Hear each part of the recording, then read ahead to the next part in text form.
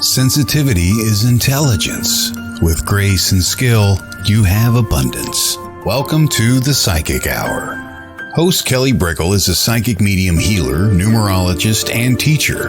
Her passions are learning about the soul and energy. Whether it's through spirit, emotion, or vibrational numbers, there's always a pathway of information waiting to help. Now, here is your host of the Psychic Hour, Kelley Brickel.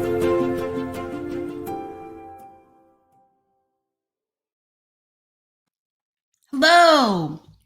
Welcome to the Psychic Hour. It's another Wednesday, and it's great to see you. We have the fantastic Kelley Eckhardt in today as our guest, and we will be talking with her in about 10-15 minutes, bringing her in. So if you have any questions regarding mediumship, regarding Kelley's journey, please come on down, and we're going to be taking comments towards the end of the show, taking questions. So come and say hi as well. Welcome.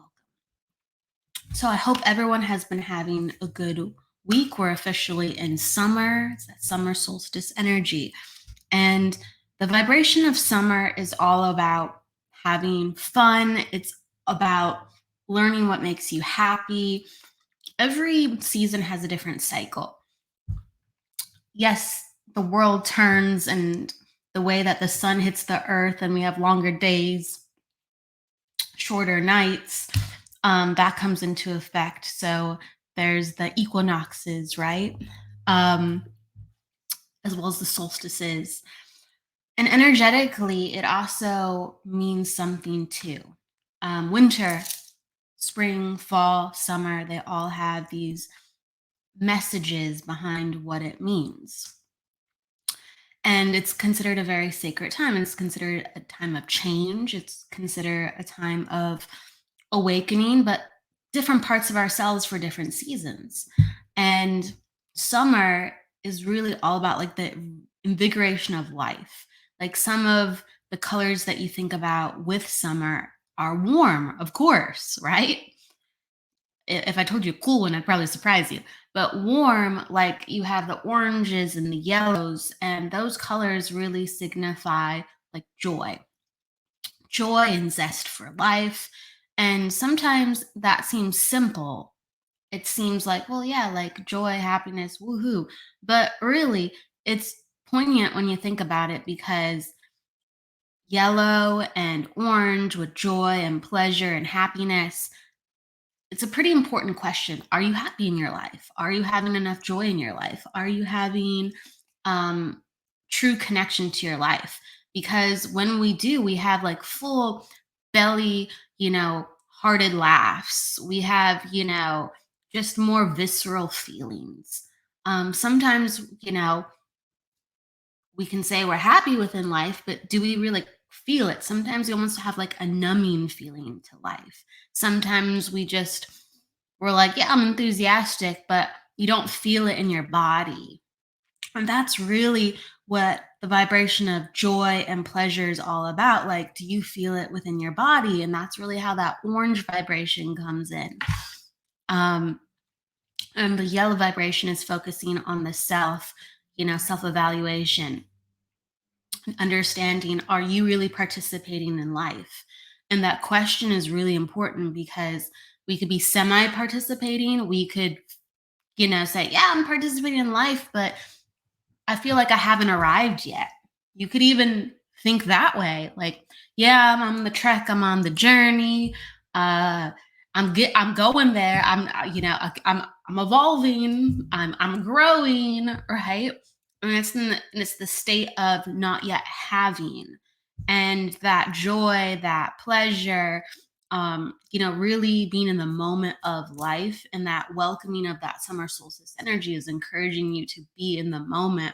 And even though, let's say, you don't have that job, or you don't have that relationship, or you're really, like, let's say, hoping for a family member or a child, some type of goal, you don't have it, right? You can still feel and be joyful about a million different other things. And when you have that, there's a sense of peace, there's a sense of balancing that happens in the body. And when your body is able to experience joy and pleasure, you start to open up your energy, and it just becomes a more full-bodied, rich experience. So sometimes too, like, I want to talk about aura colors for a second. Sometimes when there's a color within the aura, our energy is bringing up a certain color that we need, not only that we most certainly are. Like, for instance, sometimes when there's a lot of orange around somebody, actually they're very happy go lucky and they love, to laugh. They love feel good situations. They're always trying to create them, right? But that orange can also be representative of what the person longs for. So it's like, let's say it's very mental in their field, but it's not so much in their body, that rich orange or that rich yellow, since we're talking about joy, pleasure, sense of self. And that's important to understand, because a person can be those vibrations, but let's say they have difficulty bringing them to a certain extent in the world. So just honor that within yourself. Like, I might be this person, but I haven't completely integrated it. And so is that delaying my happiness, or have I never thought about it that I'm not living it fully in my body? That I always say, yeah, maybe someday, one day. That's really important to think about. Um, there's almost like a healing that can happen for yourself within those considerations.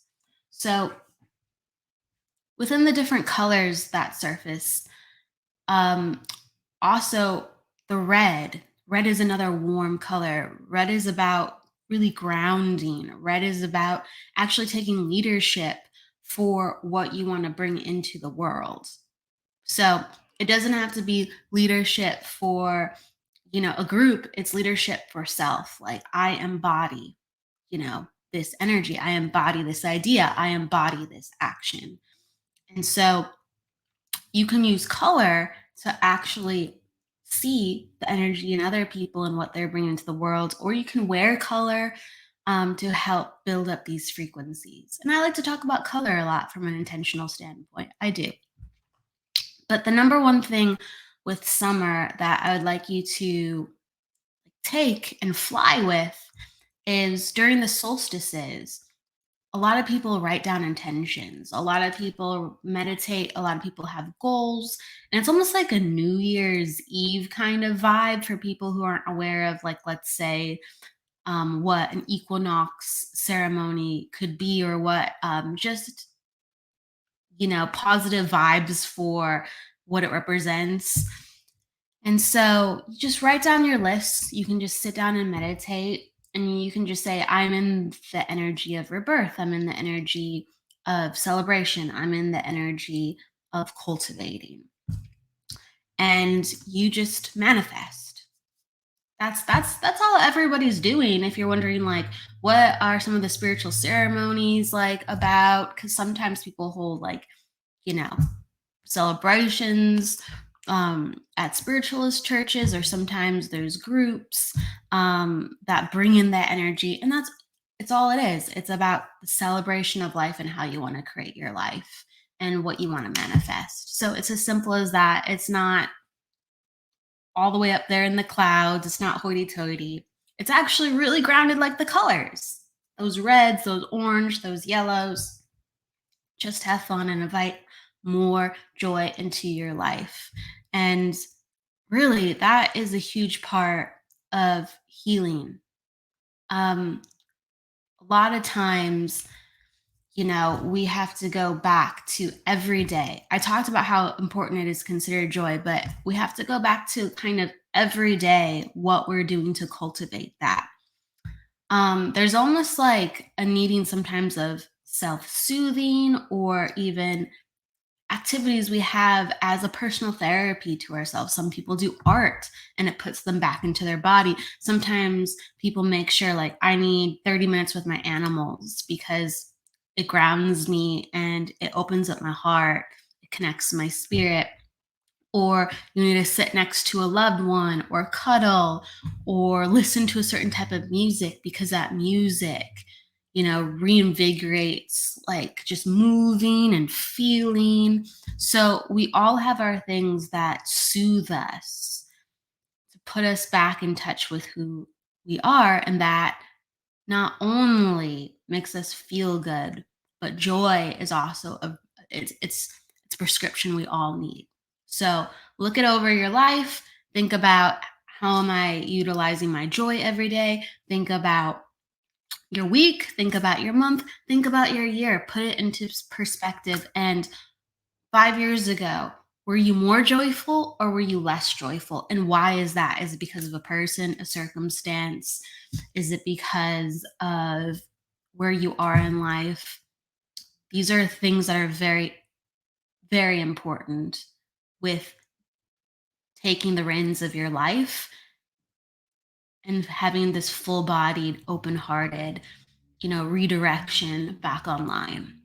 So, in the inspiration of summer solstice, joy, happiness, celebration, I wish that onto you. And we are going to bring in Kelley Eckhardt in just a moment. So we will see you back in a few.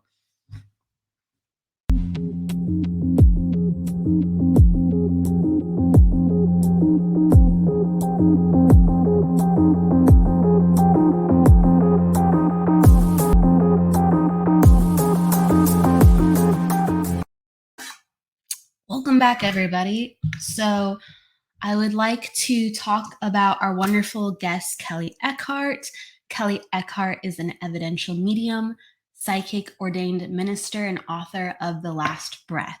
She uses her gifts to help others heal and to bring messages of hope and insight to her clients with evidence and compassion. So if we could give a warm welcome to Kelley Eckhardt. Hello. Hey, Kelley. Oh, I can't hear you. No worries. I love the background, though. That is such a pretty background. Speaking of summer and the beach, we'll get you on. We still won't hear you. That's okay. I'll give you a huge thumbs up when I can. Can you hear me, though? Just to make sure? Okay, good. Good. So sometimes just making sure the microphone, no worries. We'll get it on. We will fly free with hearing those gorgeous videos in a second, those gorgeous audios. It's making me, your background, I don't talk about kind of like all the things. Oh, I thought I heard Kelley. It's making Can me. you hear me now? I have Yes. to disconnect my microphone. I don't know why. I tested it before we came on and it worked great. So I don't know what happened. Sometimes spirits at play. Yeah, Right? I mean, it's a great microphone. I don't know. I use it every week. I'm like, it was working because I did a little test. Yeah. Oh, well, sorry about that. But can you hear me good? Yeah, it's okay. Yeah, wonky stuff can happen. For some reason, on certain shows, right before I start, my clock on my computer will turn off. So I'll be like, oh, I have to use my cell phone to keep track of the time. Yeah, because it's weird stuff. Yes, it does. I agree. Anyways, thank you for having me. Hello and welcome. Absolutely welcome. I was inspired because you had such a beach background to share my marble dolphin Oh, yeah. for a I'm second. I'll bring it miss out. the ocean, you know. I was just visiting in Newport for about 5 days, and I just came home last night, and I'm missing the ocean already. Oh gosh. You're in Sacramento right now, right? Yeah, and it's 105. Oh my gosh. It was 104 2 days ago, though. Where? Here. Where's here? Huntington? Lake Forest, Oh, you're in Irvine Lake area. Forest. Okay. Yeah. I was shocked. That is I just hot. looked at my phone. I'm like, is this right? When's the Yeah, last time? that's unusual, huh? Yeah, but not today, but still hot. But wow, okay. So you like love the ocean, go out here. You have family out here, don't you? I do. My daughter, my sisters, some nieces and nephews, and great nephew, and things like that. Yeah. My mom. 'Cause Yeah. yeah, you're always in and out. And I know that you opened up a new center in Sacramento too. I did. It's the Love and Light Center. I tried to, create it in Huntington Beach while I was there during, of course, the pandemic, but a lot of things happened and we ended up back in Sacramento. So I'm like, I'm going to create it here. When you have something, I'm not going to let that like stop me. Yeah. So That's how I first, like, with your creation and your wanting to share with others and use your gifts. That's how I first met you. I knew that you were connected to Lisa Williams School, yes. but you were smack dab in Huntington Beach at the time, and I lived closer to at that time as well. And you opened up Mystical Realms, and Yeah. that was such a needed and loved Right? shop. I loved Yeah, it. I loved it. It was a good place, and I wish that, like, she kept it going and that there was a crystal store down there. There's still no crystal store down in Huntington. I don't know what it is about Huntington and crystal stores, but they just don't seem to make it. So, Huntington Beach can have some unique energy sometimes. It it's a really can. conservative little city, like, just down the 6 block area is very conservative. Yes, that too. Yep. I've heard some I've heard some stories. Yes, there's some Of stories. there's some stories where, yeah, it can be very, like, kind of polarizing, the conservative, I was nature of picketed. the area. I was picketed. I was harassed by the city. But I'm like, "You know what? Nothing gets in my way." Resilience. Yeah. Um, it's interesting too, because 'cause there's spiritual shops in the area in, Orange County, but there's still I don't not It's that the I business know of. block Right, because of area, that block. the Business Improvement District. It's called the BID. It's like this 6 block area. They don't want us. Mm. And Yeah, it's run by a lot of conservative people, and so their views on crystals and metaphysicals and spirituality are, a little bit skewed. They're not open. So absolutely. it's difficult, but I do think that it's opening up much more because I feel like not just me, other people have kind of like broken it open a little bit. So I have hope for Huntington. It needs it. It definitely does. So maybe one day I remember things were like expanding and like the crystal shop was still there for a little bit, and then it was like the owner of the property was like, I want to use this for something else, and it was like Yeah. push, He pushed just back has to out. write out. Well, money talks, Money talk. Yeah. Yeah. Very true, especially around here in real estate. That's for sure. right? Yeah. Yeah. But I mean, everything happens for a reason and maybe that was needed. I don't know. But it all happens and goes the way it's supposed to go. So I always just trust. It's the journey. Absolutely. Anyways, yeah. What initially inspired you to open up a shop? Because it's such a tremendous undertaking. Well, Um, I mean, I'm known for just jumping into things without thinking. If I feel inspired or drawn to something. So I was unschooling my youngest son. He was about around 6 years old.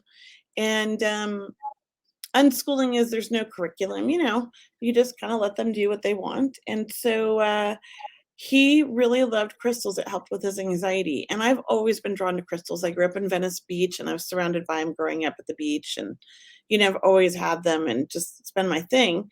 So, I noticed that there was no crystal store in Huntington, and I said to my husband, I go, "We should just open a crystal store." He's like, "Let's do it." So he gave me some money and he says, "Go open your store." And so it sat in the bank for a while. I opened up a business account and then I was looking for real estate, like a place to rent or lease down there. And I got turned away by about 15 different places because of what I wanted to do. They said that they would have none of that down there. That was the devil's work and things like that. And I got the cross put at me by a lot of the owners down there on Main Street. So I could not get on a place on Main Street. And I was a little disappointed. And so I kind of gave up the idea for a few months. And then one morning I woke up at like 6 a.m., 5:30, whatever. Something woke me up and said, "Go to Craigslist now and look."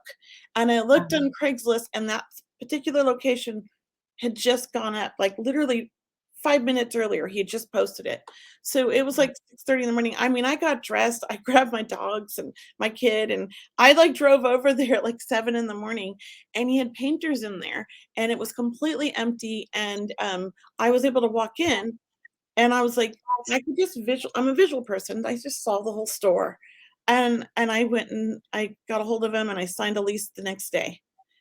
And then the next day I was in there with tape and hired an artist, and because I had already known what I was going to put where, so I was taping off the measurements of where all the furniture was going, because that's just how my mind works. Yeah.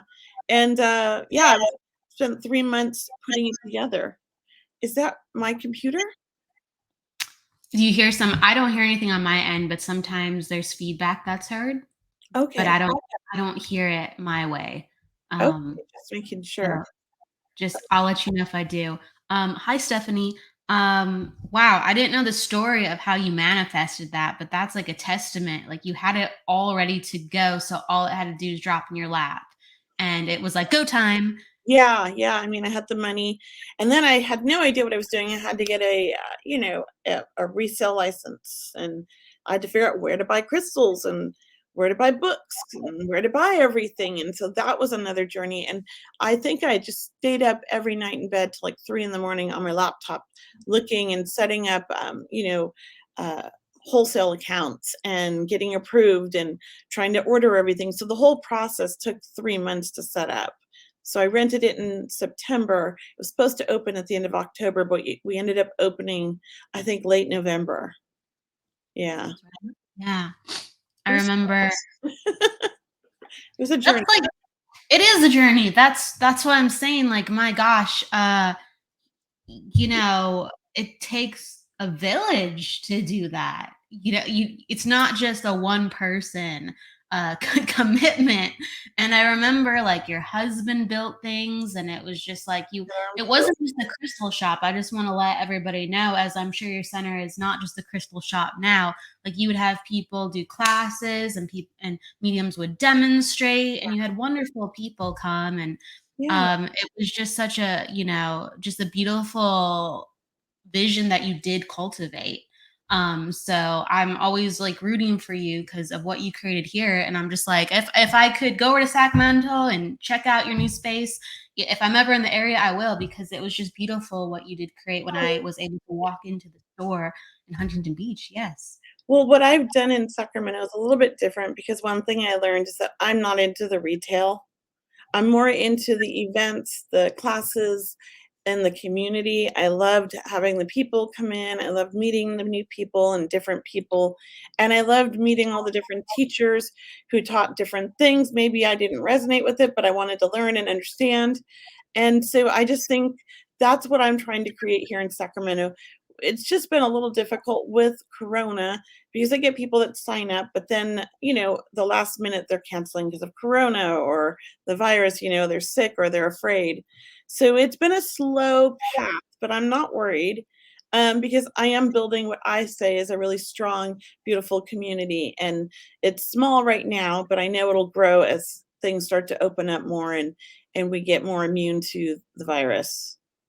Yeah, yeah. It's a time where things are a little bit different for in person. I can understand, you kind of put your finger up into the air and you're like, it is now the right time, and you just kind of keep going at it.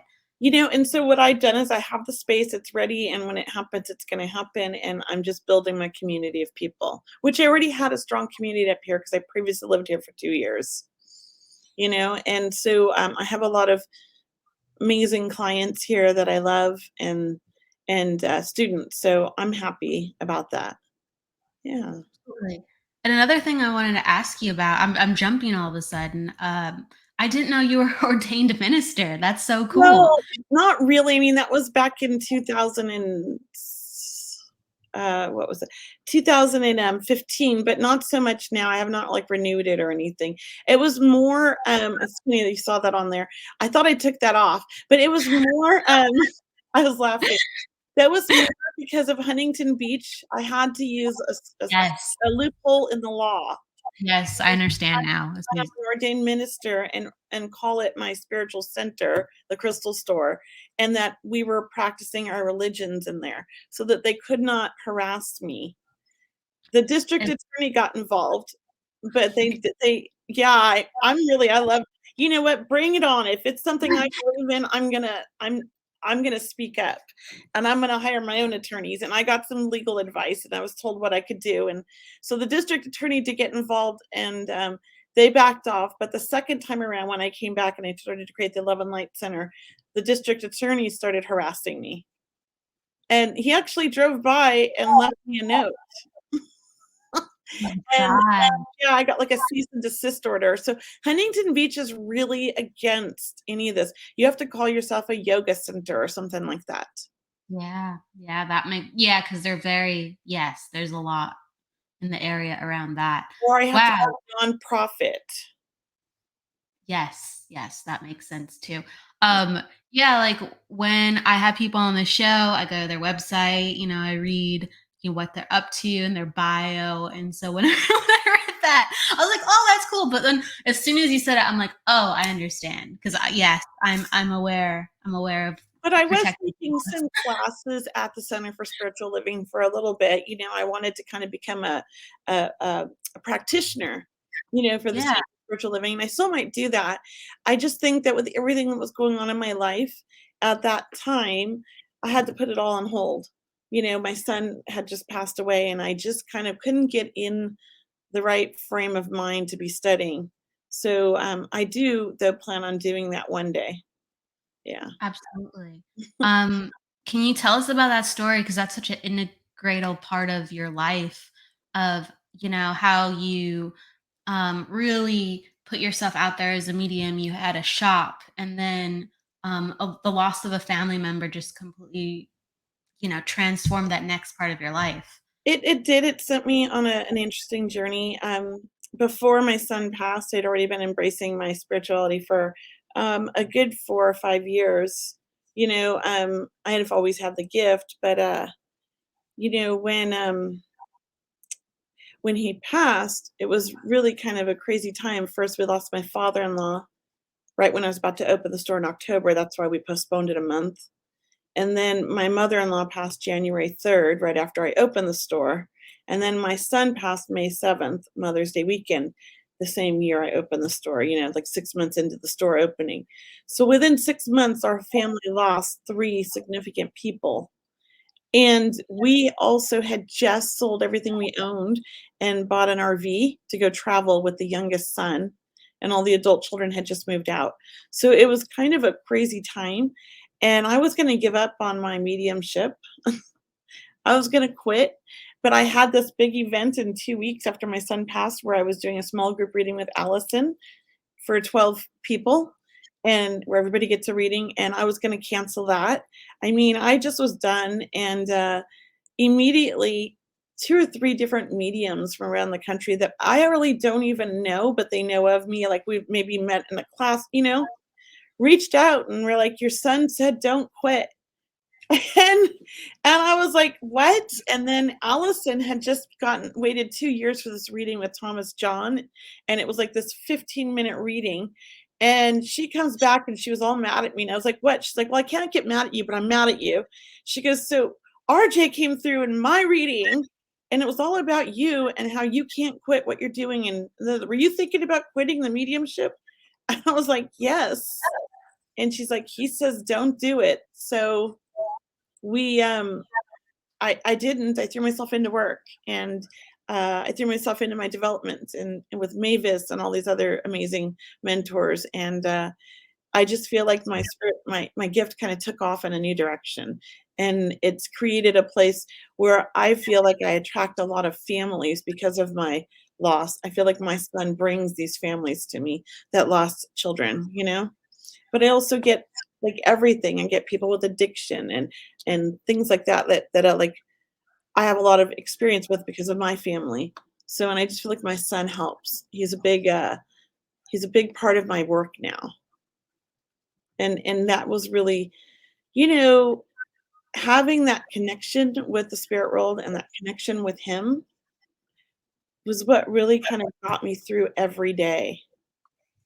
Getting up in the morning and my dreams at night. Just I was so open, and it kind of cracks you even more open. In a good in a scary way, but it was good. So I just went with it and didn't think. I just went with it, and I think that was part of my healing, was helping all those other families, was helping me. That reading that Allison and I did 2 weeks after my son passed, for 12 people, it was 6 families, Wow. and every one of them had lost a son between 19 and 21. And I was just like, "Can I run out the back door?" I mean, literally, I thought about it.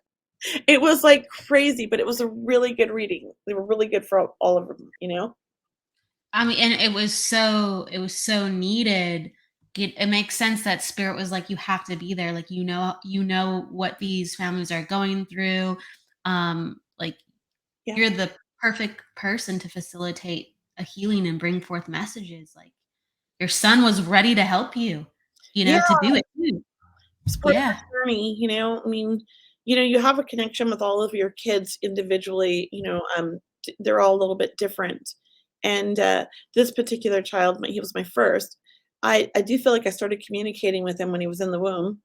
And I do think that we had past lives together. And all of his life, I could hear his thoughts and he could hear mine. And I always knew when he was up to something no good. And I would come outside and he would always say, like, "How do you always know when I'm about to climb that tree or I'm about to throw a rock at a car?"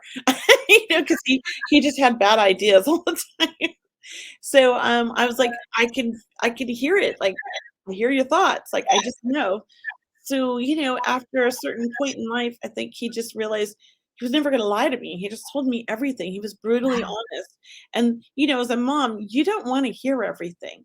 You know? You don't wanna hear everything. He was an old soul, and he at a young age, he got started experimenting with drugs, and, he was in and out of, like, rehabs, and, stole my car a bunch of times, and had sex in the house when I told him, not to have that girl over, like, just blatantly, like, broke all my rules. He was my tester. He pushed my buttons, but Yeah. he's also my best friend, and we had the best time, and we got along so great. He made me laugh, and we could talk about anything, and he was just my buddy, you know? So, You were just so connected, drove each other crazy, loved each other crazy. And what is one thing that he's really taught you from the other side? um and you're gonna make me cry. Um, Crying's a good thing. It's for a beautiful reason. oh my god, I didn't think I'd do this. It was to forgive myself, because we're human and we're not perfect, and I did my best as a parent, with what I had at the time, and I was the right parent for him. I mean, even though I didn't do things perfect, I did things that were right for him, and that's all that mattered at the time, because it was part of my journey.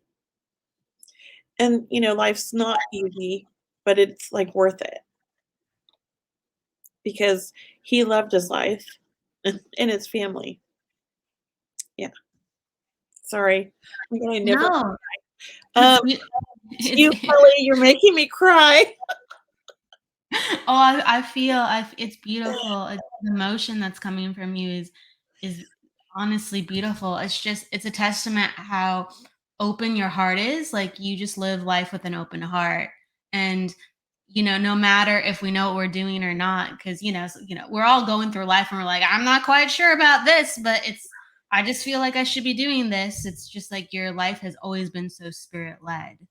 It has. I mean, there was a time in my life, probably around my teens, where I really was like, "This is not true. Get out of my head. You guys are not predicting things for me. Like, stop telling me this." It was like I had this, like, angel on my shoulder going, "Don't drink. Don't drink that with all your friends. Don't smoke that pot. Don't do that, Kelly." And I would get stomach aches, and I would feel all sick to my stomach. And my brother would be, like, out there partying and saying, "Don't worry about it. Just do it and have a like, who cares what the consequences are? You've already done it. Just have fun with it." And I was just like, "No, this has got bad consequences." And so it really, I wanted it to go away. And so I tried to ignore it for a long time. And I have to say, when I ignored my angels, my guides, my intuition and all of that, uh, my life kinda got off track. I made a lot of, some bad mistakes in my life and, married somebody I didn't know, got myself into a bad situation. It was about 15 years of my life. I would say I was really lost, and it wasn't until I had children, literally my daughter, I think, to where I finally was like, I'm taking charge again and I'm going to start following my guides and my angels. And they saved my life. I mean, they've saved my life growing up, but they saved my life as an adult too.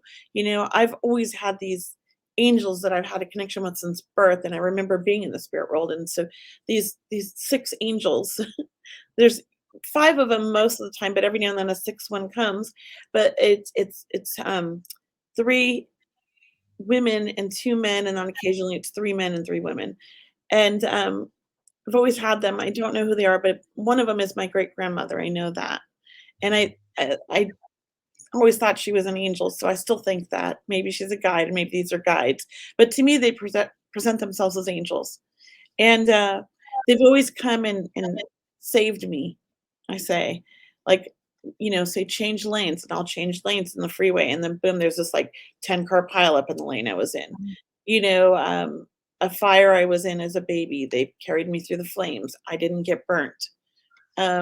Yeah, my ex-husband, my first marriage, tried to murder me. Had a pillow over my head, was straddling me, had his hands around my neck, and I was gone. I was with my angels, and they said, "Nope, go back there. It's not your time. We're gonna help you get him off." And so I got my feet under him somehow and threw him 3 feet through a wall and was able to escape with my child.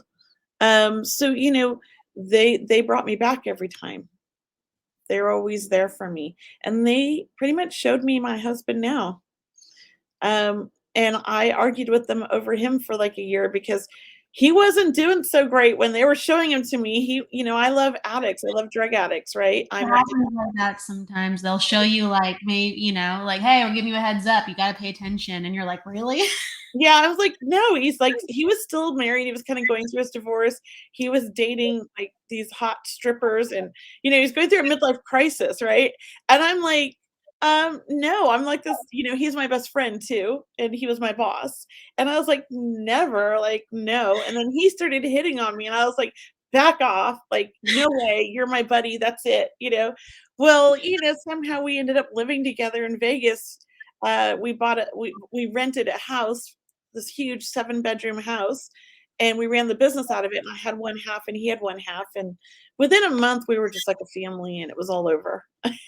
Happened at the Blue Man Group, one drink, and it was all over. So you saw a different side of him and you're like, Well, I'd actually, always, saw a good side of him, but he was still using, and I wasn't gonna be with another addict, and so he went to rehab, and he's been sober, 16 years on the 11th. This wow, that's Yeah, and incredible. yeah, so he went and got sober because I was, like, kind of like, "I can't be with him unless he's sober."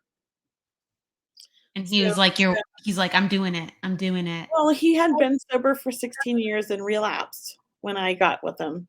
That's part of, like, when he got divorced and everything and had his little midlife crisis, and then we got together and he's been sober again. So I had faith that he was gonna do the right thing because he loved my kids, and I met him 27 years ago when I was pregnant with my first child. Oh, wow. Wait, Yeah, so so can I ask something really quick? You said he had been sober for 16 years, then he relapsed, and you said he's coming up on his 16th year this year? How full circle is that? yeah, I know, and we tease him, we're like, because he's 57 and he's like, "I wanna retire." I'm like, "You're too young."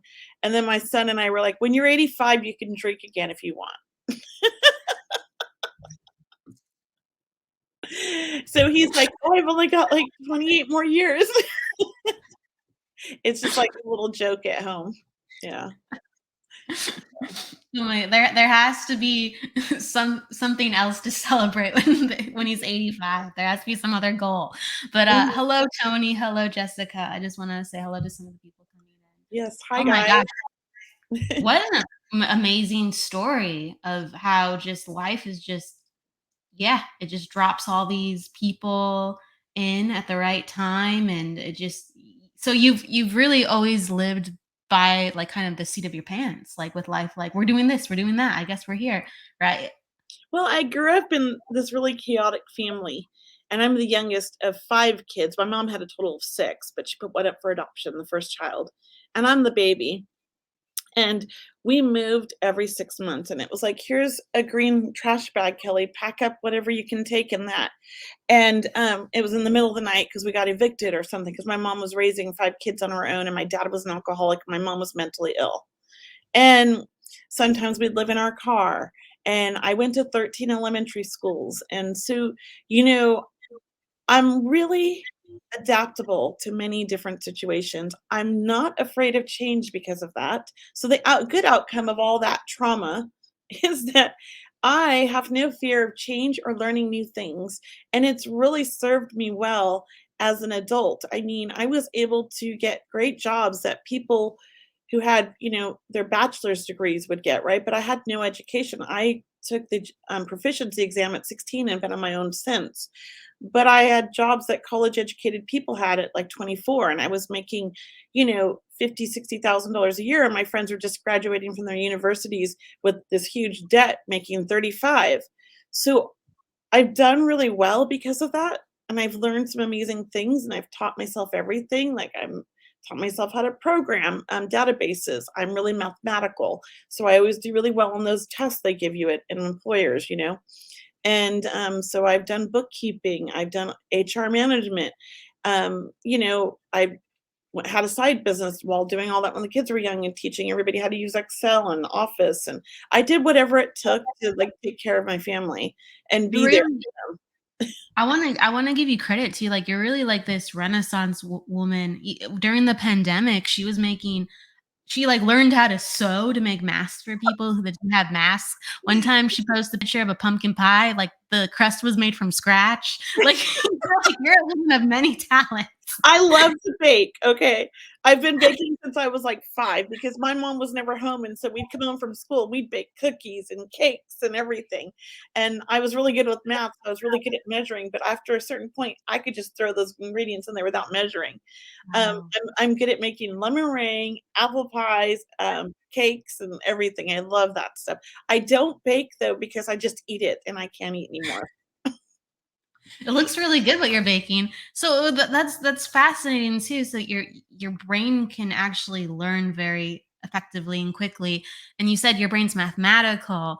That's interesting because a lot of intuitive people in this work, their brain is so right brain, but you have such strength in that left brain as Yes. well. Well, I come from a family of, like, highly gifted or high IQ people, and my dad was a mathematician at UCLA, and, my mom's really good with math as well, believe it or not. She wouldn't know when you talk to her, but, they ran out of math classes for me in school. That's part of why I left at 16. They had no more. I finished all the math classes in middle school, and at the time middle school went to ninth grade. I finished them all in 7th grade. They just kept making me take algebra over and over, like the highest algebra class they had. So when I got to high school, I was already doing, calculus and all that. And so I was like, "I don't wanna do this, I'm bored." Only reason I went to school is for math. And so I had always had a job, and I had, like, $7,000 in the bank, so I took the proficiency exam and moved out. If I Yeah. may ask too, so like, um, depending on how people are connected to numbers or even geometry, sometimes if you are really natural at geometry, you can see shapes really easy in your mind's eye. Have you ever had experiences of that, or what have been your experiences with numbers? I get a lot of numbers from spirit. They speak to me with numbers a lot. And I've never learned numerology. I love that you do that, and I'm excited to talk to you more about that. But I do have I I get a lot of numbers. My son gives me numbers 420 because he was a stoner, and that's kind of the his way of torturing me from the other side. It started like the week he died, but he's always giving me that number. So that's just, a way that spirit communicates with me. Even during readings, I get numbers constantly. It's usually about children, but if it's not about children, I know it's a date of something important. So I do get that a lot. I'm a very visual person, so spatial. Um, I can measure anything with my eye or level anything with my eye. I'm just really good at that. I don't need a level. And so spirit does show me a lot of, I'm very clairvoyant, so a lot of visuals like movies. But I'm also very clairsentient and clear knowing. I have those clairs really strong, those three. And so I do depends on the spirit. If somebody's showing me more visual, I know that they were very mathematical and they were very creative minded because I think mathematical is connected to creativity and music and things like that.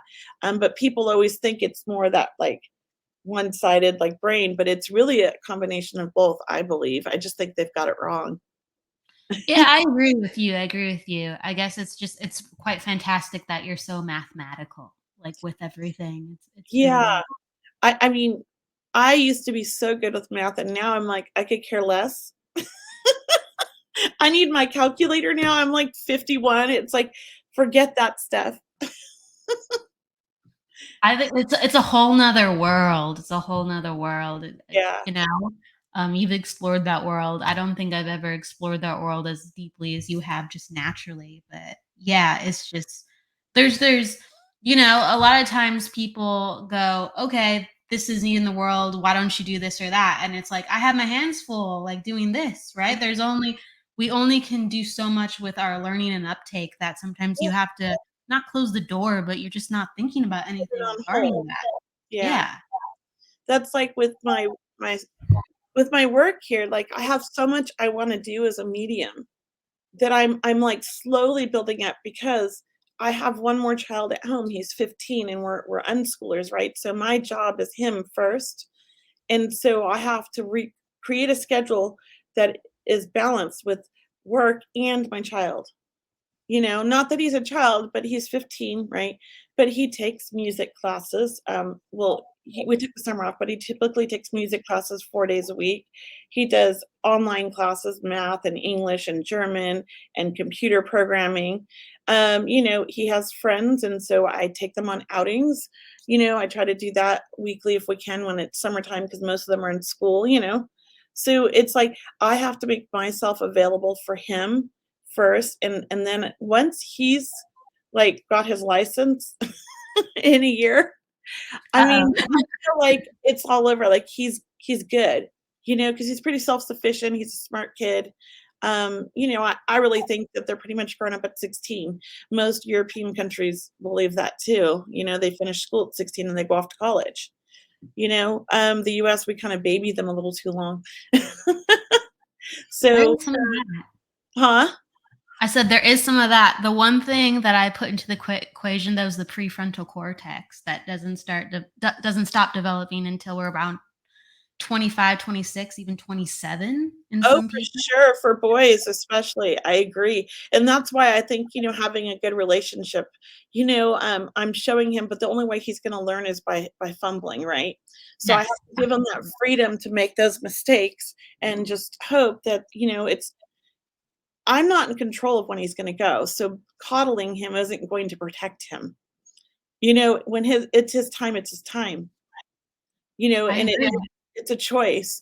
My son, my oldest one, I always knew he was gonna pass before age 22. I just knew it. I mean, my angels told me when he was 4, he had 2 encounters with my angels. He talked to my angels too, when he was a year old and when he was 4, and they told me, that, and I was like, "Why are you telling me this?" And I was so mad at them. And that's part of another reason why I kept pushing them away. I just didn't want this information. But I think they told it to me to help protect me in some way, in a weird way, because it wasn't a shock when he passed. And he didn't pass how we just all assumed he would have passed, which everyone that knew him assumed it was drugs, even us. Even though he had been sober, he had relapsed and we thought it was the drugs. And it really wasn't. He had a heart condition we never knew, and it was anytime, he had a anytime it was like a choice. He chose to leave at that time. It's yeah. life is so complicated, and with your son right now, like, yeah, he's turning 16. In a He's year or in, like, less than a year, I know, I'm like, "Oh my god, he's my baby." Yeah, he's like a young man, but I can understand. Yeah, at like 16, you basically are a mini adult. You're like, you know, like, here you go. And so with him, like, growing up and seeing you as a medium too, and understanding that there is this possibility of life. I don't know if he has, let's say, wrapped his head around everything, because He's that's a different story. But pretty if I smart. may, He's if pretty I s may, oh, go ahead. Oh, so he's pretty smart about all this stuff. He is a medium himself. So how, as a person, your son who's energy sensitive and really perceptive, how did he um journey through his grief, or what are some signs even to this day where he still communicates with his brother, and how he takes this understanding forward with himself as an adult? So, I think for him, he was such an open child, and he's part of the reason I opened the crystal store. And, I was working with a child psychologist who was a medium. He's part of the reason I started developing and becoming a medium myself. I wanted to help him and then help him understand and feel good about it and feel like he wasn't alone, and embrace his gift. So he was 9 when his brother passed, and his Omi he was 8 when his Omi passed, and then he turned 9 right after her passing. His Omi is a grandma. And, he was really perceptive when his grandmother passed. He said to me, "I know my grandmother passed. Dad doesn't have to keep it a secret," because my husband didn't want me to tell him until he came home, and he knew that, and he says, I talked to her." So, he had said goodbye to her. She came to see him, he said he so we astro travel, him and I. So, he was actually in her room, he told me, and I thought he was making it up at first, because he said she was in a hospital bed, and she wasn't. I didn't think she was in a hospital bed because she was at her home. But my husband said that day they had a hospital bed delivered, Wow. and he held her hand, and they said goodbye, and she came and got him, to say goodbye. And I was like, "Oh, wow." And so my husband said, "That's so funny," because before she passed, she was like, "I love you, Aiden," and, gave him smooches and kisses, but there was nobody there, and she was holding like a hand, they said, and they were like thinking it was really crazy, but Aiden described it all. So I know that he, with her, it was a little bit, he was ready for it. He knew she was sick. Um, when his brother passed, he has Asperger's, and he's very intelligent, and so he doesn't always think what he says. And so right after we found him, we saw the ambulances, and I when I came back to the car, that day to sit with the family because they were all in the car, he says, "Well, what did you expect with the way he was living his life?" I just wanted to smack him. And he couldn't cry for his brother. And it was about 6 months for him where he could not cry, and I was really worried, and he was having nightmares every time he'd see his brother in his sleep. So, I think his grief with his brother has been hard, and it's still going. I mean, recently this year, he wanted a picture of his brother in his room because he had forgotten what he looked like, and he couldn't remember his voice, and he wanted to know if I had any recordings of his voice, and he was really sad about that. So, I think, with children. And even, like, my older daughter, it's been difficult for her. She hasn't dealt with it any way that we have. We're all different. And as a family, you know, going through losing somebody so important in the family, it's so strange because it's like there's this big piece missing in the family, and it's like nobody knows where their place is anymore or who we're supposed to be or how we're supposed to interact. It's like finding new roles. So we've all been learning, and it's been a difficult road, but we've been doing it. It's not easy. It's not easy. Um, and it's been a road of me showing them, like, okay, we can still be happy, we can still make memories, we can still have good times, because there's a lot of guilt, you know, of like he's not here. So that part's been difficult with the kids. But now that he's older, right around 12, he denounced his gifts and he wanted nothing to do with them and he didn't believe it anymore and he was too intelligent. But now he's 15. I let him go through his stages. He believes in it, but he wants nothing to do with it and he doesn't want any part of it. He just wants to be normal. And I said, "Well, you could want a lot of things, but it just doesn't go away. I just want you to know." And he goes, "Okay, I understand that, but right now I've shut it down and it's good. It's gone." I said, "Okay, that's fine," because I taught him how to manage his energy. No one taught me that. That's such an Right. amazing thing to teach your kids. If you can teach them how to manage their energies, where they can shut it down so they're not picking up everything, it makes life so much easier for them. Absolutely. Gosh. So, okay, yeah, like that's good. He's in phases and does so even though he wants to, I guess, shut it down, does he still get like signs? Or is he like, "No, I don't even want to connect with signs. I'll just go through my own way." If he does, he won't talk about it. Okay. Fair And enough. and I think he's an animal communicator. So he's definitely got away with the animals and pretty sure he's talking to them and they're talking to him and he has no shame in that one.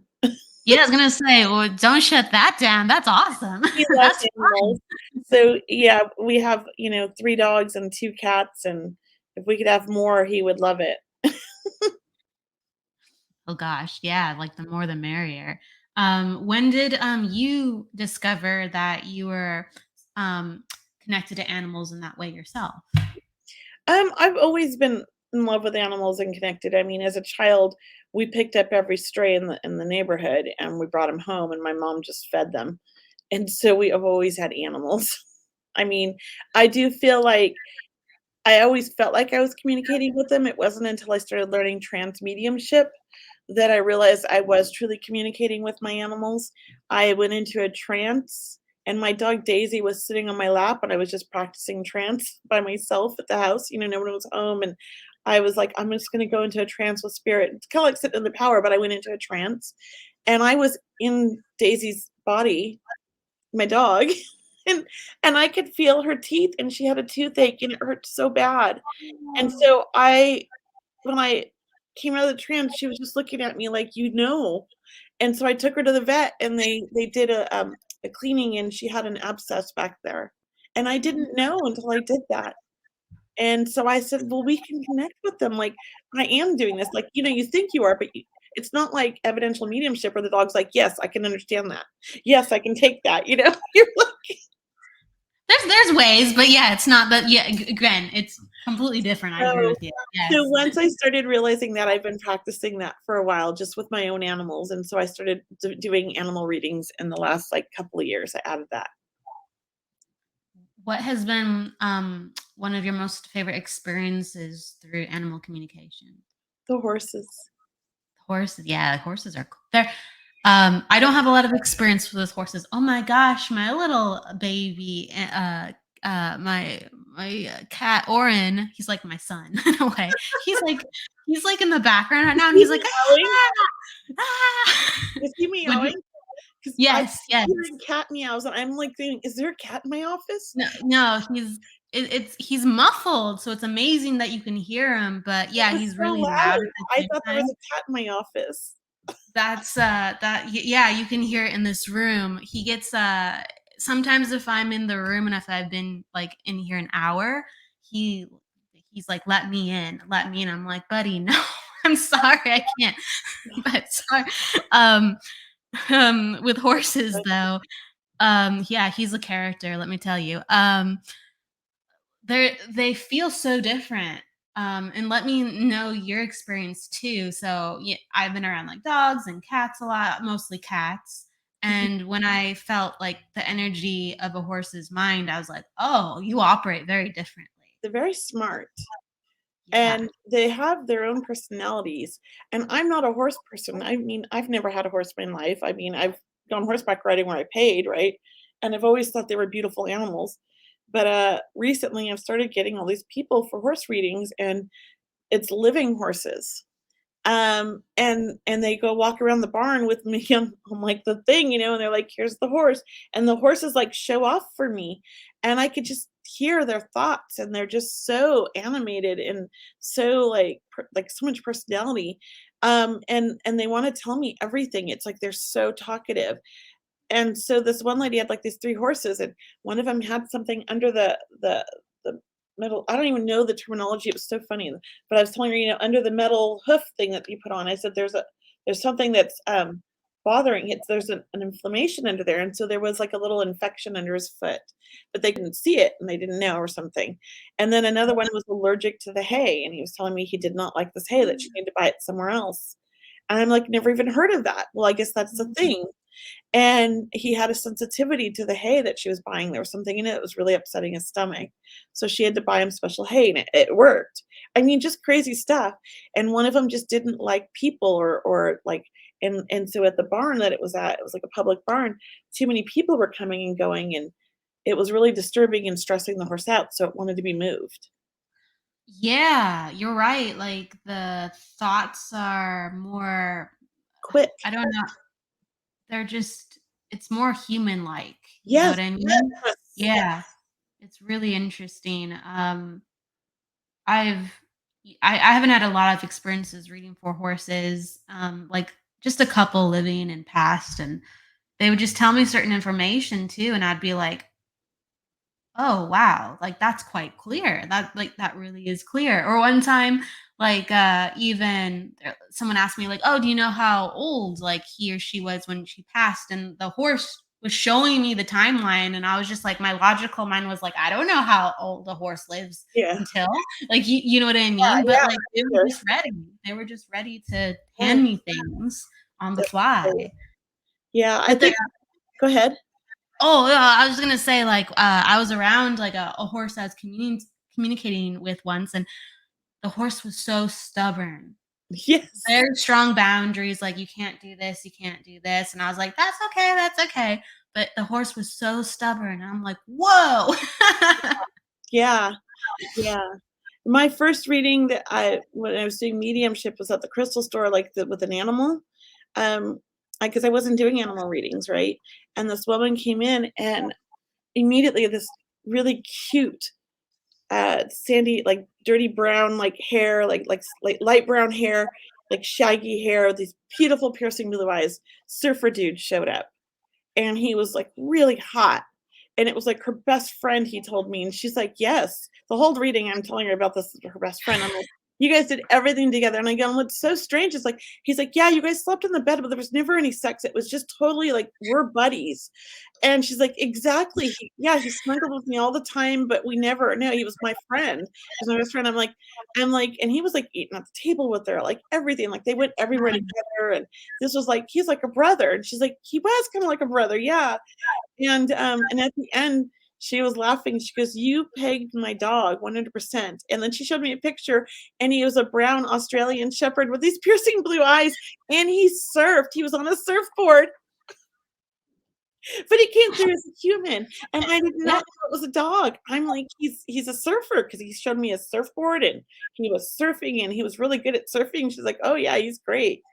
Um, so it was I like I Some animals think they're human, you know? It's almost like the perception of himself, like he wasn't a dog. well, they had conversations all the time. She's like, "Yeah, he literally, like, answered her." She'd talk to him all the time like he was, like, another person, and he'd "Rah, rah, rah," like, whatever. She was like, "I knew what he was saying." I'm like, because he was like because I said, "You guys have, like, the best conversations." And I'll never forget that because I'm like, "Okay, that was a human. That was not a dog." So I do think that our soul is a soul. And maybe, when we're born, all the different lives, like maybe we can choose and we do choose to be animals. I just don't remember any of those lives for myself, except I'm Yeah, always have a memory of being a black panther and I have a interesting. memory of being a horse. But I always just thought it's when I go into this one meditation, I'm seeing through a panther's eyes or a horse's eyes when they're running fast. Whoa, that's Like, cool. maybe I was a horse, that's why I'm connecting so well with them and they're being drawn to me, or maybe I was a panther, I don't know, but yeah. Those are the only 2 things I can connect with that, maybe I was in a past life. I definitely believe that it's possible for us to have, other lifetimes where we're not human. I think that's a thing for sure.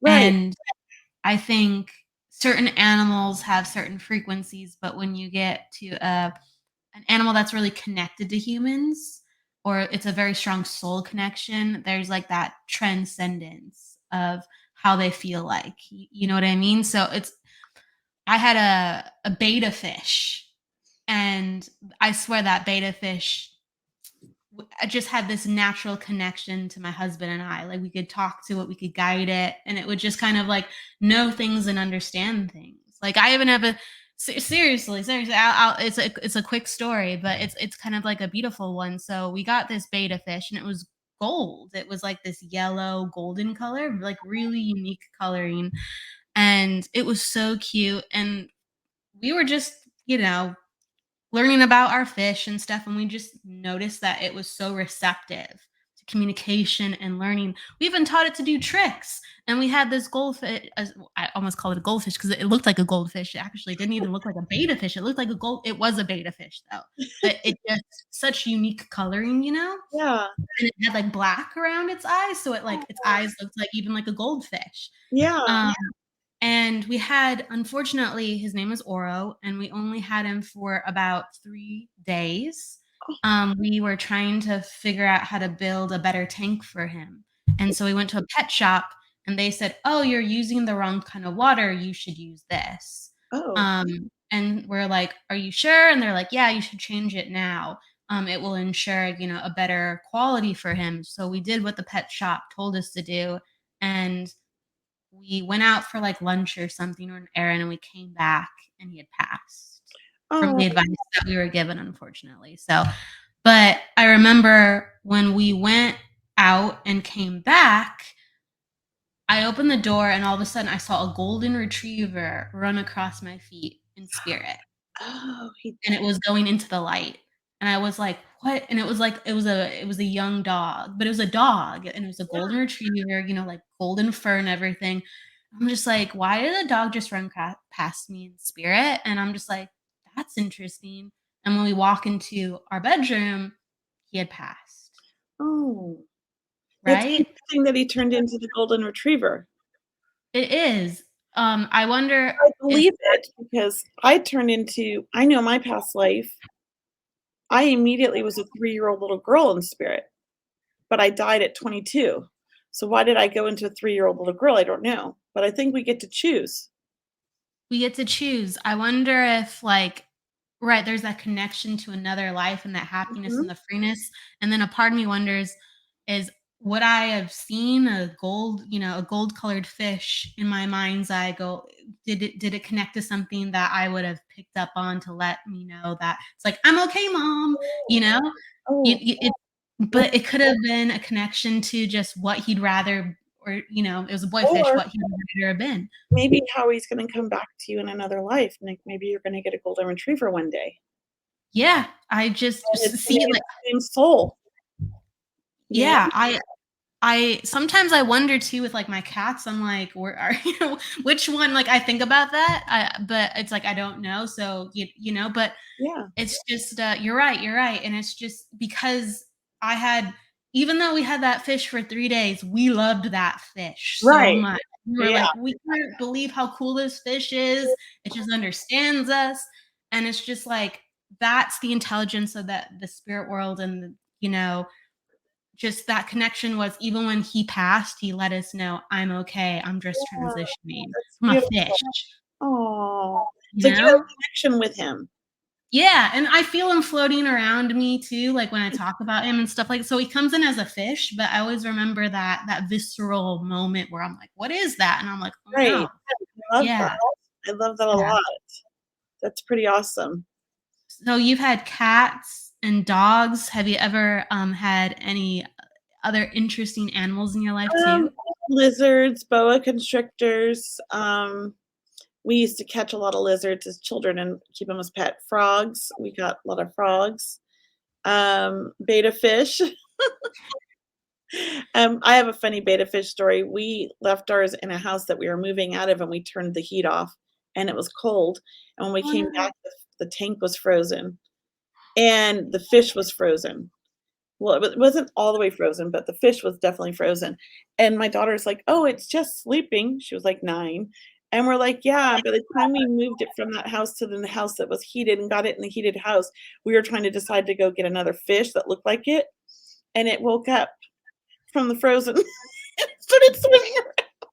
Entirely possible. Yeah, I was waiting for it. It's entirely possible. Wow. And she's like, That "Oh, my fish woke up." And I was like, "Oh my god." I would be 'Cause we're shocked like, too. "Yeah, he's sleeping." We're like, "He's dead." He really was sleeping. Oh Yeah, my we were gonna god. flush him, and get a new one, but we were waiting, for her to go to sleep and, try to, like, transfer, this whole thing while she was sleeping at night, but then he woke up. Wow, that's a mini miracle, seriously. Yeah, he was an interesting fish, but we did eventually, kill him. They are very sensitive to water, and we use regular water too, but what I noticed that they're sensitive to is the temperature of the water. So you have to make sure that the water is never too warm or too cold. If it's too warm, it shocks them and they die. If it's too cold, it shocks them and they die, except for ours came back to life. Um, For real, no, it's true. For our fish, we were using actually like filtered water because we just wanted to make sure. And they're yeah, like, no, no, don't use filtered water. Like they put they're chemicals in actually, it. would you say? They put chemicals in the filtered water, like too many, not chemicals, but like I'm like minerals, too many minerals for the fish. Yeah, I can, right, right. There's then that, it's just, but then, you think about our tap water and like the tap water, like you have to research the quality of that. It's all like, I know it's confusing. Fish are hard. Fish are really hard. Um, yeah, I had rabbits when I was very little. But those are hard too, and I've never had a good experience with rabbits, so I won't get one again. there's just so many. Yeah. As let's see, people are saying hi, Ward, hi, Teresa. Jesse Cat said hi. Jesse Cat even talks about how, just one comment, she sometimes feels like a connection to her son, and when he gets older, Yeah, um, things about his life. So it's just what we feel, I, how do you handle things that you get for the future that you're like, I get this, and this is a little it's complicated, it's heavy. Do you talk about it? Did you ever talk well, about your feelings? I don't believe in, if anything negative comes to my mind, I just turn it around to something positive. That's just what I've always done since I was a child. Because I don't believe in, like, being negative about anything. So, I think that the negative things that I see are not necessarily what are gonna happen, but more my fears, and I have to let those go, so I always focus on the positive things. So, when I know something, it's interesting because I see it and know it at the same time, and it's never really anything that's scary. So, that's just me. I know some mediums see, like, future things happening that might be bad for the world or things like that. I choose not to go that direction because I feel like I don't want to have that on my shoulders.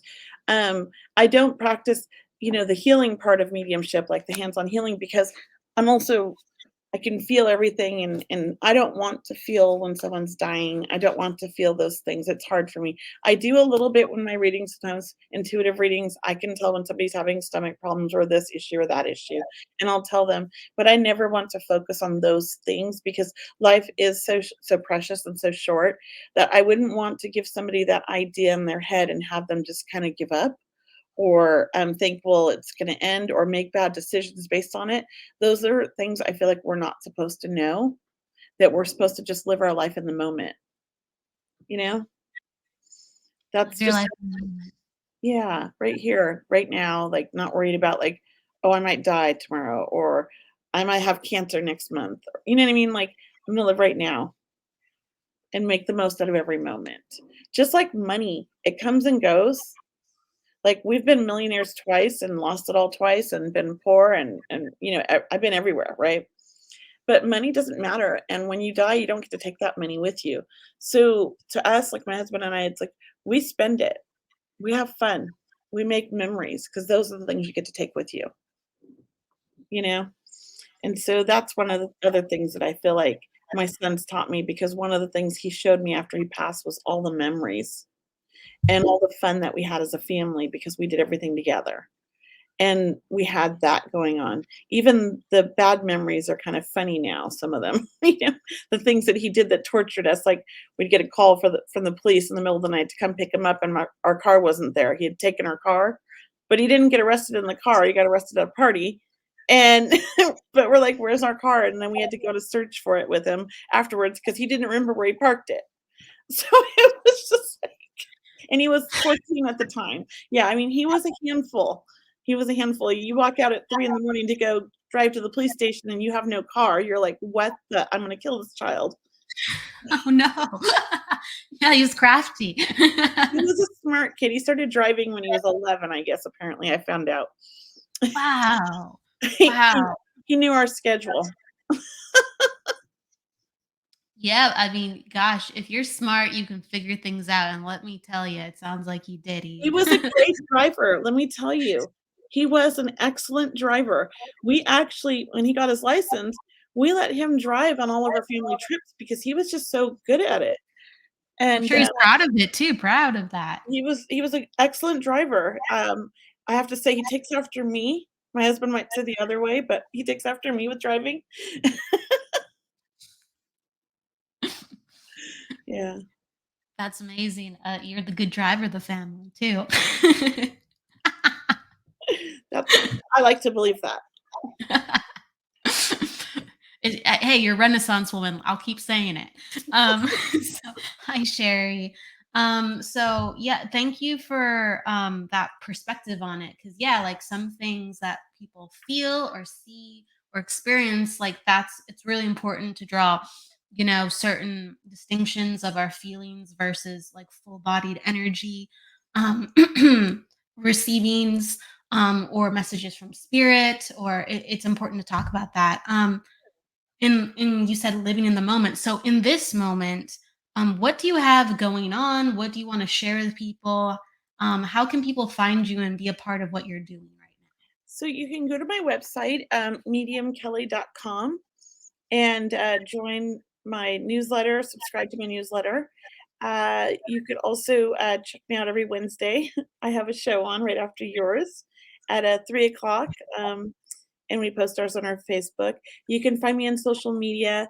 It's at Medium Kelly for Instagram, Facebook, YouTube, not YouTube, Instagram, Facebook, TikTok, and Twitter is all at Medium Kelly. And my website's mediumkelly.com. And if you can see, my name is, wait, this way right there, spelled a little bit different than yours. I have an extra E. Um, so that's how you can find me. And right now, I'm taking a lot of time off for the summer, and I'm just doing fundraisers for my friend Allison. So I have a fundraiser, I think, in July with Thomas John and some other mediums for Allison. And we have another one coming up in August. So those should be on my website. So you can find those on my website at Medium Kelly and then go to my events page. But really, I'm not doing any major events this summer except for the fundraisers for my friend.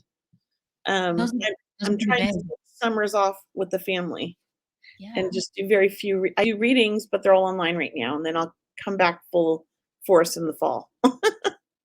How can they listen into your podcast that's going to happen pretty soon right after this? Let them know the name of it and where they can listen to You you on. you can find us at voiceamerica.com, and we are called Seeing Beyond, Living Transformed. You can also watch us on my YouTube page, it's Medium Kelly. If you just look up Medium Kelly on YouTube and go to my page and subscribe, you can see us live there. Or you can watch us on my Facebook page at it's Facebook at Medium Kelly. Those three places. We're also on after the fact on all of the podcast apps, as well. I don't know the names of all of them, but Apple has one and a few others, Spotify and all those places. Or you can go to Voice America to our page and watch us there, and listen in after. So yeah, we have several different ways to watch us. You have a lot of good things going on, and she always puts together wonderful fundraisers with wonderful mediums. So if anyone would like to be a part of that, you would be attending an event and being a possible recipient in a group demonstration. And she always puts together wonderful, wonderful events. So I encourage you to check out. And you're What gonna be on our show next week. Yes, yes, I'm looking forward to it. In a week, the 29th, right? Yes, it's the 29th, and we'll be doing some numerology readings, some taking Yeah. some callers. I'm excited to do that, and I'm I'm looking excited to forward to talk it. to you about numerology, and I love colors. I also use colors. So, and I love doing color readings. I So, love it. It's like I keep it open ended as a tool. I'm very clairvoyant, like you are. I'm a very visual person. yeah. So I can understand how you connect to things too in that sense, and colors just naturally come in. Yes, I see colors for people all the time. It's very cool, and I love that. One of my favorite things to do is, that little shape of the body is to color it in for somebody for a reading and then give the reading off of those colors. Oh, that's cool. I've never, like, done that before other than just if I happen to do it on the fly, but I like that. It's That'd be really fun. fun. I only do it for certain readings, but yeah, every now and then I'll pull that out and I just start coloring while I'm talking to them. Oh, that's cool. That's like yeah, that's kinda okay. But I have to put that in my back pocket of something to Yeah, do. That'd be awesome. I would love to have you on again and talk about, your relationship with color yeah, and your experiences with being clairvoyant. I would love to have you on in the future and explore that. And even we didn't even get into animals. So it's just like you're so fun to talk to. So oh, it was a thank pleasure. you. Well, thank you for having me, Absolutely. and I had a great time talking to you too. I'm looking forward to next week. I am too. So before we leave, I always ask the guests, would you like to offer a parting message of wisdom or a parting word to the audience? Oh my gosh, don't put me on the spot. Okay, all I You can think of a color, I or feel like a parting message really would just be to embrace, like, each moment this summer, and I know I heard you talking about summer and colors and things like that, and to me, I love summer. I love summertime, I love water, and so what Ken so what I wanna embrace with is really that aqua blue color, which just brings about, like, happiness, it brings about, like, a feeling of healing as well, and just really just, being in that moment. That color just it's surrounded we're so surrounded by that color everywhere anyways, especially in the summertime because of the sky and the water, if you're near water, everywhere. It's a beautiful color. Just embrace it and, enjoy the summer because I do think that, things have been difficult the last 2 years and maybe a little bit more than 2 years, 2.5 years. And I think that, to me, it's like we're going through this rebirth, and this summer seems like kind of a jumping off point. People are really starting to come around and open back up for in person. And I say embrace it, and take care of yourself. Focus on just living life this summer because we got a lot of making up to do. we do. You heard it from Kelly. Live colorfully. Use colors to heal. We need it. I'm gonna say to everybody, go with love, luck, light, and live. Everybody. Thank you so much, Kelly, for Thank being here. you. All right, bye.